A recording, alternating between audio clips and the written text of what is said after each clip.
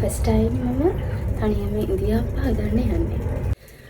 අපේ අම්මා ගෙදර හදන්නේ කඩෙන් ගන්න හාල් පිටියකින්. ඒකෙන් ඉඳිආප්ප හැදුවම චුට්ටක් වෙලා ඒකේ ඉඳිආප්ප එක නිවෙනකොට ඉඳිආප්ප එක නිකන් වේලෙනවා වගේ හයි වෙනවා. ඒකට මම ආසයි නෑ. හස්බන්ඩ්ගේ අම්මලා ගෙදර අම්මා හදන්නේ. එයා ගෙදර හාල් පෙන්ගෙන්න දාලා කොටන් ඇවිල්ලා ගෙදර බැදලා එහෙම තමයි හදන්නේ. ඒ ඉඳිආප්ප එක දැන් අද හවසට හදලා හෙට උදේට කන්න ගත්තත් අර කලින් දවසේ වගේම හොඳ සොෆ්ට් එකට තියෙනවා. ඉතින් මම මාරාසයි ඉඳිආප්ප කන්න. ඉතින් මං හිතුවා මේ roasted white rice flour කියන එක නිසා මේකත් ඒ වගේ වෙයි කියලා. ඉතින් මම මේක අරගෙන ආවා. මොනම පිටියකින් හරි අද තමයි මම ෆස්ට් ටයිම් ඉඳිආප්ප හදන්න යන්නේ. අර කඩෙන් ගන්න අනිත් පිටියක නම් මම හිතන්නේ අනන්න ලේසි. ඒක නිකන් අල්වතරෙන් හදන්න තියෙන්නේ. හස්බන්ඩ් ගෙදර අම්මා නම් බැදපු හාල් පිටියක අනන්නේ උණු වතුරෙන්. මම හිතනවා මේකයි තුණු වතුරෙන් අනන්න වෙයි කියලා. ඉතින් මම දන්නේ මේක අද හරියයිද නැද්ද කියලා. හැබැයි මේක මගේ ෆස්ට් එක්ස්පීරියන්ස් එක නිසා මම හිතුවා vlog එකක් කරන්න ඕනේ කියලා. කවදා හරි මට බලන්න පුළුවන්. අද වැරදුනොත් ඉතින් ඊළඟ දවසේ හරි හරියන්න හදන්න පුළුවන් කියලා. ඉතින් දිගටම එකතු වෙලා ඉන්න මගේ අද ඉඳිආප්ප එකට මොකද වෙන්නේ කියලා බලන්න. ඉඳිආප්ප එක හරි ගියොත් තමයි ඉඳිආප්ප එකත් එක්ක කන්න හදන අනිත් දේවල් හදන්නේ. එහෙනම් මේක තේරලා ඉන්න මම ලෑස්ති කරගන්න එතකම් මේකට හදන්න ඕනේ කරන අනිත් දේවල් උණු වතුරයි ඒ ටික. මම අද මේක කිලෝ එකේ එකක් මේක සම්පූර්ණයෙන්ම හදන්නේ නැහැ. මේකෙන් භාගයක් විතර අනාගෙන බලනවා. මම හිතන්නේ ලොකුම දේ තමයි මේකේ පිටියක අනා ගන්න එක. ගොඩක්ම හයියක් නැති දියාරුවක් නැති ටෙක්ස්චර් එකකට පිටියක නාගත්තා නම් හිතනවා වැඩේ ලේසි කියලා. බලමු මොකද වෙන්නේ කියලා. එහෙනම් ටිකටම වීඩියෝ එකත් එක්ක ඉන්න මගේ අද ඉන්දියාප්ප එක්ස්පීරියන්ස් එක මොන වගේ එකක් වෙයිද කියලා බලන්න. මට ඔයාලට මගේ බඩු ටික පෙන්නන්නම්. ස්ටීමර් එකක් මම මෙහෙන් ගත්තේ. මෙහි කේමාර්ට් එකේ චූටි එකක්. මේ තියෙන්නේ මගේ ස්ටීමර් එක. මේ චූටි එකක් එක ගමේ සයිස් එක විතරයි තිබ්බේ. ඉඳිආප්ප වට්ටි මම ලංකාවෙන් ගෙනාවේ. මම හිතුවේ මෙහි මේ දේවල් එක ගේන්න දෙන්න නැතුව ඇති කියලා. ඉතින් මම හිත ප්ලාස්ටික් ගෙනාවේ. මම ඒ ඔක්කොම ගෙනල්ලා හොදලා තමයි මේ අරන් තියලා තියෙන්නේ. ඊට පස්සේ ඉඳිආප්ප නිරිකන එක මේක මම අපේ අම්මගේ එක අරන් ආවේ ලංකාවෙන් එනකොට. ඒක තමයි අද මගේ බඩු ටික. ඉතින් මේක තමයි මම අද ඉඳිආප්ප හදන්න ගත්ත පිටි එක. මේක මම ගත්තේ මෙහි Indian කඩේකින් roasted white rice flour. මම ගාව තාම මෙෂරින් කප් සෙට් එකක් අරගෙන නැහැ. ඒ නිසා මම මේ කෝප්පෙන් මැනලා අරගන්නවා. මේකෙන් එකමාරක් පිටි 1 කාලක් වතුරයි දාලා අඬ බලමු මොකද වෙන්නේ කියලා.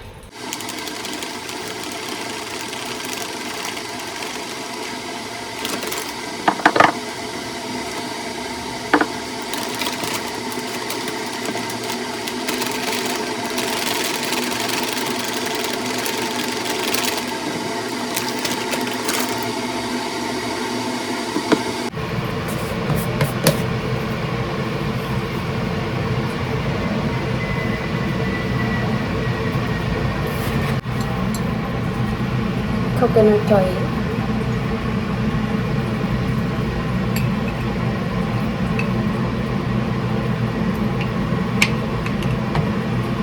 ini juga sih yang mana lagi anda kamu jadi keperluan memasukkan keperluannya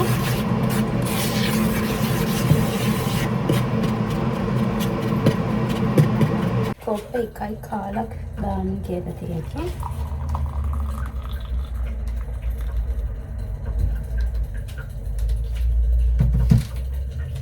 එකක් අපි මෙන්න දාමු.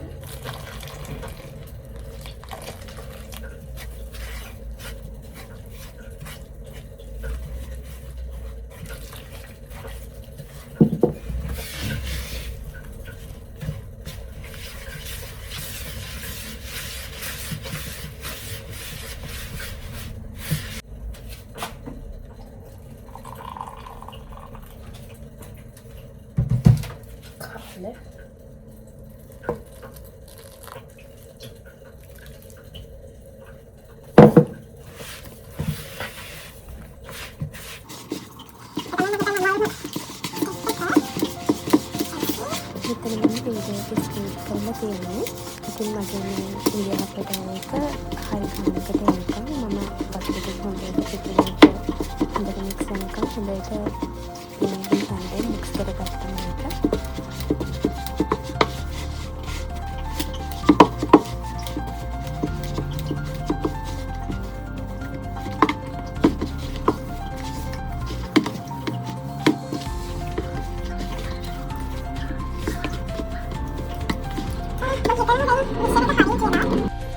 මම හිතනවා දැන් මගේ ඩෝ එක හරි ඇති කියලා. බලමු ඒක ගන්න පුළුවන් වේද කියලා. ඉතින් මේ විදිහට මම වතුර එකක් වෙන්න තියලා දැන් මම වට්ටි ටික ලෑස්ති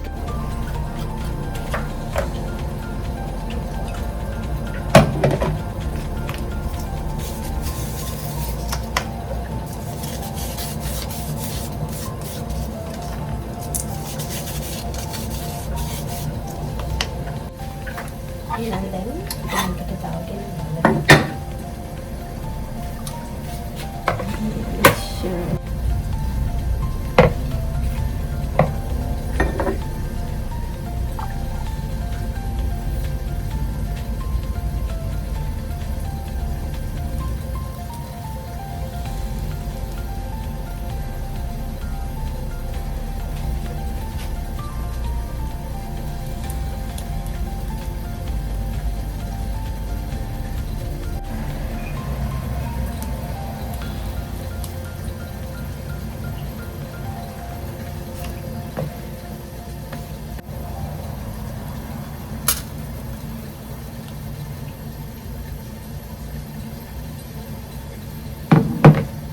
ටිකක් හදයිදත් මන්දා.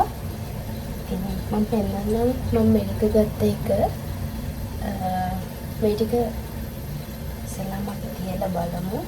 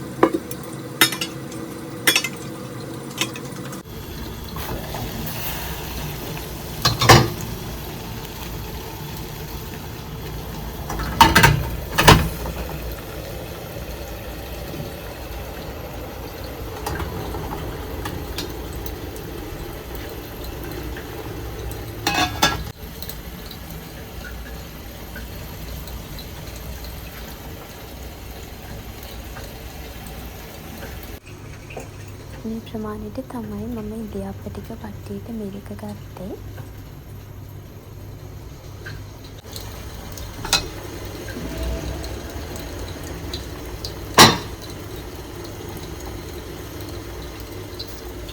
අනිතනේ තැඹිලා මගේ ඉන්දියාප්ප ටික අපි දැන් බාගමු.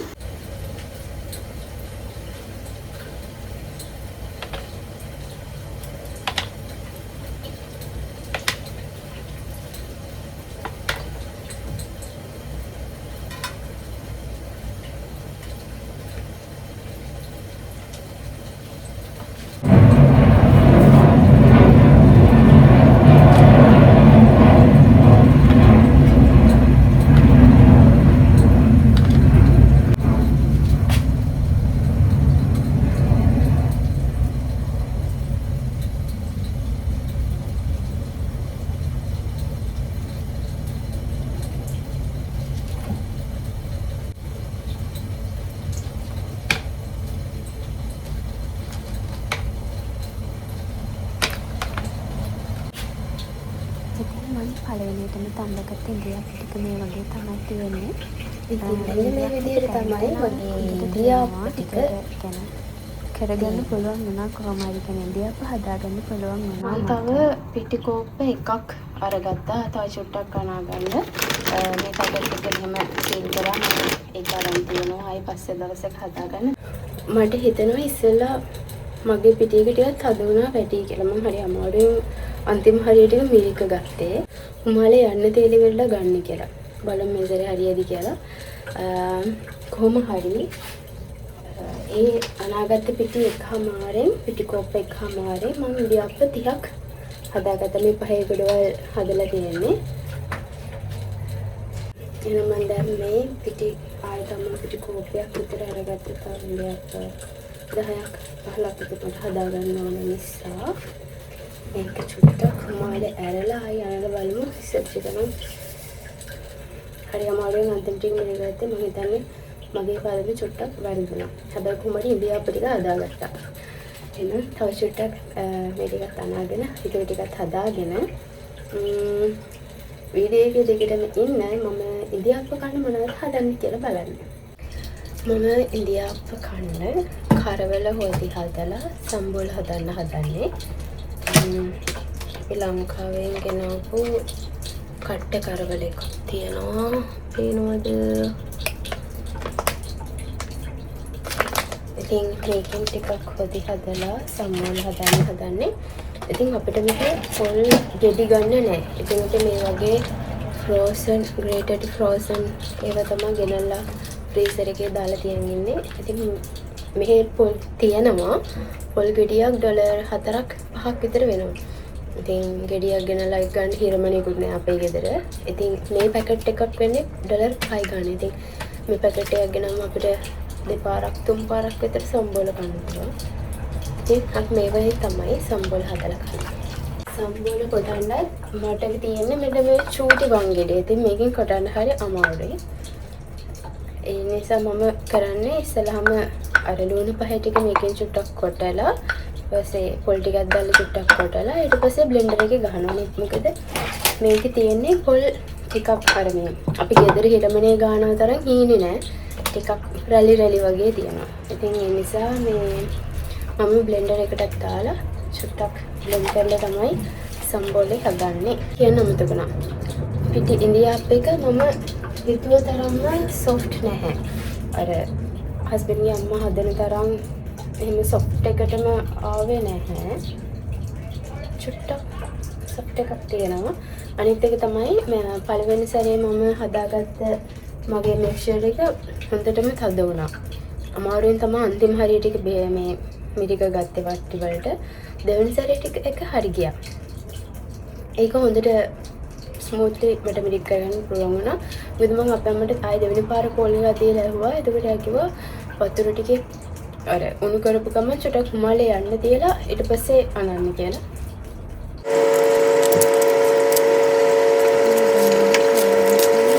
සම්බෝලේ හදන්න හදන්නේ මම ඉතින් වීඩියෝ එකේ ස්පීඩ් කරලා යනවා. ඉතින්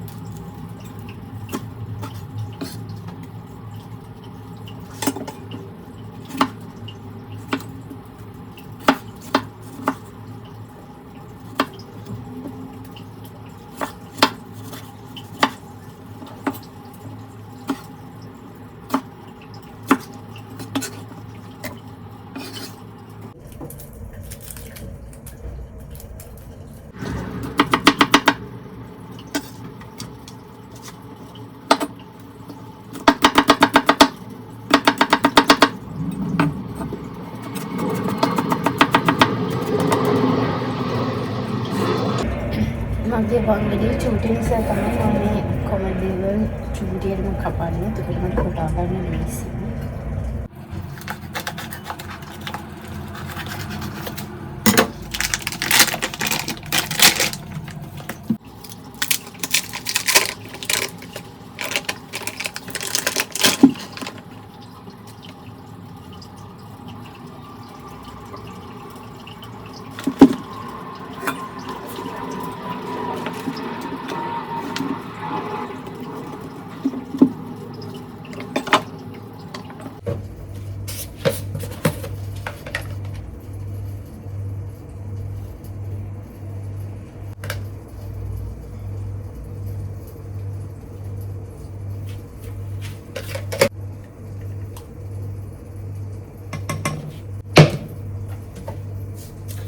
ලුණු චුට්ටක් දානවා කෝකටත්. රස බලලා මදි වුණොත් තව දාගන්නවා. මම දාගත්ත කහයි අමුතුඩ පහයි මිරිස් කුඩුයි.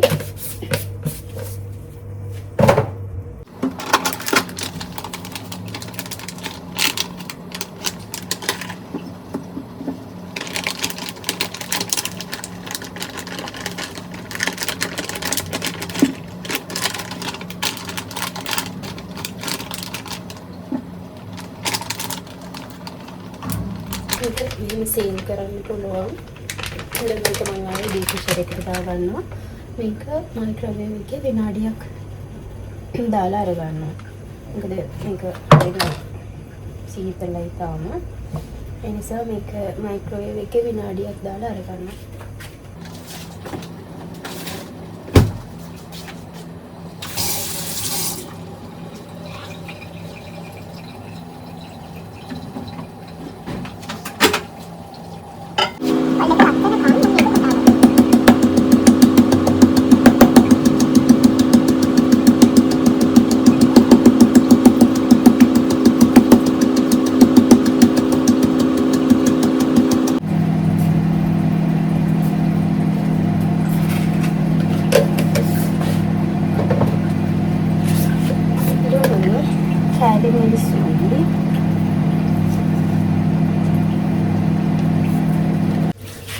ගම්මිරිස් කුඩුයි.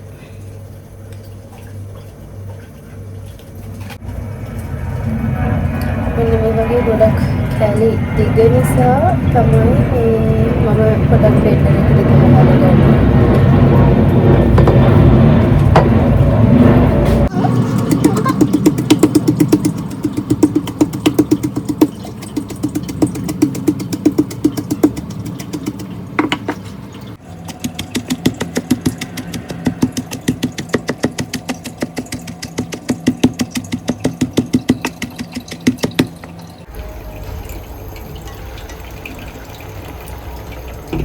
සුවඳයි දැන් හොඳටම. තව චුට්ටක් තියලා මම කිරි දානවා. ඒකට දානකොටත් ඉතින් මේ පොල් මිරි කන්නේ කිරි නැහැනේ. පොල් නැහැනේ. ඒ නිසා අපේ පවුඩර් එක තමයි අරගන්නේ. පවුඩර් එක තමයි චුට්ටක් දිය කරලා දාන්න තියෙන්නේ. ඉතින් මම වංගෙඩිය කඩාගත්ත සම්බෝලේ ඊට පස්සේ බ්ලෙන්ඩර් කප් එකට දාලා බ්ලෙන්ඩර් එකේ මේ වගේ පොඩක් ගහගත්තා. ඒකට සම්බෝලේ හරියට ක්‍රීම් සම්බෝලේ බ්ලෙන්ඩර් එකේ ගහලා ඉවර වුණාට පස්සේ තමයි මම මේකට උම්මල කඩ එකතු කරන්නේ.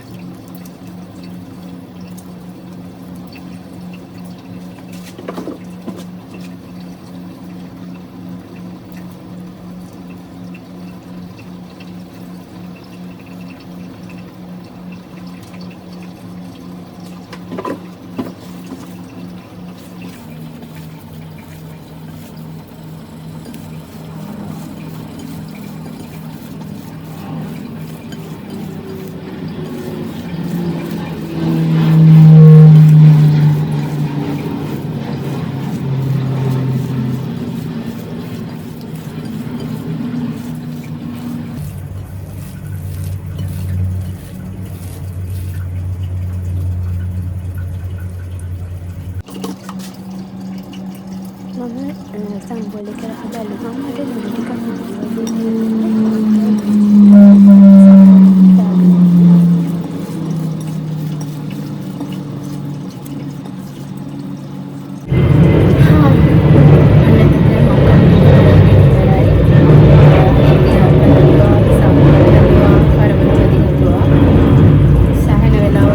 මට මේ ටික ඔක්කොම හදලා ගස්ලස් කරලා වාඩි වෙලා ඒ ඔක්කොම ටික කරන්න. ඉතින් මේ තියෙන සම්බෝල එක හදාගත්තේ ඉන්දියාප්පයි සම්බෝලයි කරවල හොදි එක. අද වීඩියෝ එක මෙතනින් ඉවර කරනවා. කරවල හොදි එක. හැමෝටම ගොඩාක් ස්තුතියි. දිගටම මාත් එක්ක එකතු වෙලා ඉන්න කියලා ආදරෙන් ආරාධනා කරනවා.